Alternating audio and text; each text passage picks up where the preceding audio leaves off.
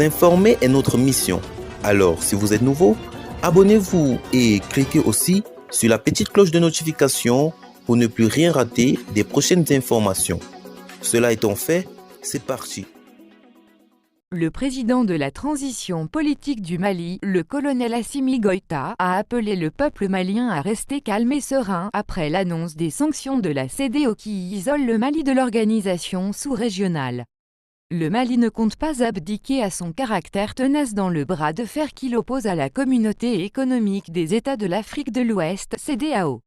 Après la prise de nouvelles sanctions contre le Mali par la CEDEAO, le patron de la junte militaire au pouvoir à Bamako, Assimi Goïta, est monté au créneau pour assurer le peuple malien de sa volonté à tenir ferme face à toute éventualité de l'organisation sous-régionale. Je vous demande de rester calme et serein, car nous avons fait le choix d'être sincères afin de prendre notre destin en main en forgeant notre propre voie. La CEDEAO et l'UEMOA se sont assumés, nous en ferons autant, a déclaré Assimi Goïta dans une allocution télévisée. J'ai bien conscience des inquiétudes quant aux conséquences de ces mesures, mais je tiens à vous rassurer que des dispositions sont prises pour faire face à ce défi et que les actions d'approvisionnement se poursuivront, dit-il. Toutefois, le Mali reste ouvert au dialogue avec la CEDEAO. Nous appelons la CEDEAO, une fois de plus, à une analyse approfondie de la situation de notre pays en plaçant l'intérêt supérieur de la population malienne au-dessus de toute autre considération.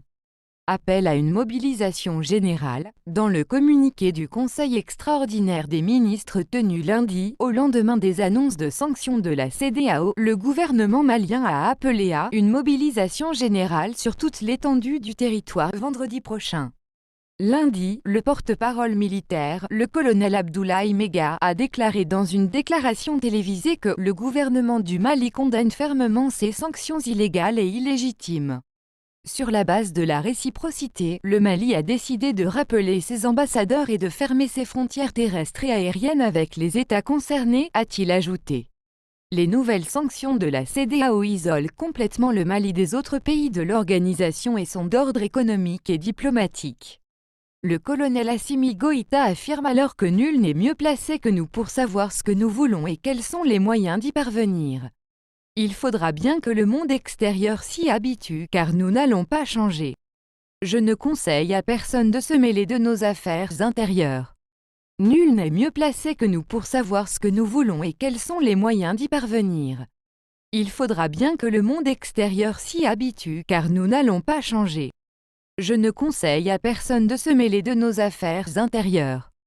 L'ancien ministre ivoirien de l'enseignement Guillaume Konan a appelé le Mali à saisir l'occasion pour arracher son indépendance dans la pratique. Chers frères et chères sœurs du Mali, l'heure a sonné pour le Mali après 64 ans. Paul Biya a environ 40 ans au pouvoir, mais comme il travaille pour les intérêts de la France, il n'est pas un problème.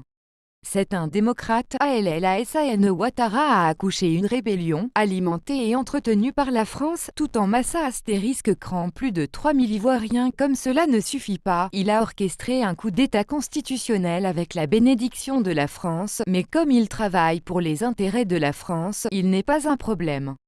C'est un démocrate, le Yoveriem USVERI, au pouvoir depuis 1986, ayant épuisé tous les mandats possibles, frappé par l'âge constitutionnellement, a même procédé à une diminution de son âge pour pouvoir se présenter aux dernières élections, lui donnant ainsi 10 années de pouvoir encore.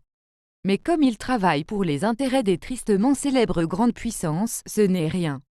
C'est un démocrate. Papi Théodoro Obiang Nguema, au pouvoir depuis plus de 42 ans en Guinée équatoriale, est un démocrate parce qu'il travaille bien pour la grande France.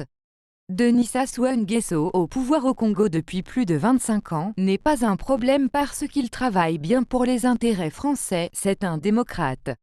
ISSAIASAFEWORK dirige d'une main de fer l'Érythrée depuis 29 longues années. Mais comme il a intégré le club des mafieux, dirigé par la France, il n'est pas un problème, c'est un démocrate. Le Gabon des Bongos. La République gabonaise est devenue la dynastie des Bongos. Le dernier Bongo qui règne aura bientôt 15 ans de règne. Handicapé depuis plus de la moitié d'une décennie, il s'adosse sur le président français comme cal lors des sommets. Il n'inquiète pas la démocratie. Pourtant la Constitution dit que pour diriger, l'on doit être apte physiquement et moralement, mais comme il travaille pour les intérêts de la France, il n'est pas un problème, c'est la démocratie. La dynastie des forts. Depuis plusieurs décennies, il n'y a que des forts au Togo.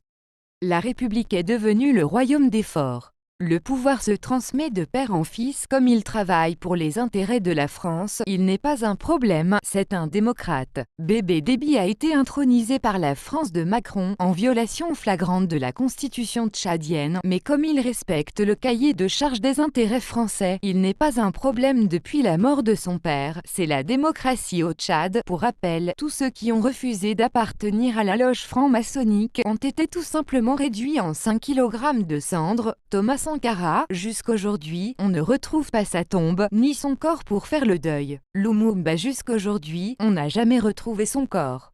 Sa chair a été dissoute dans une barrique pleine d'acide et dispersée dans la brousse.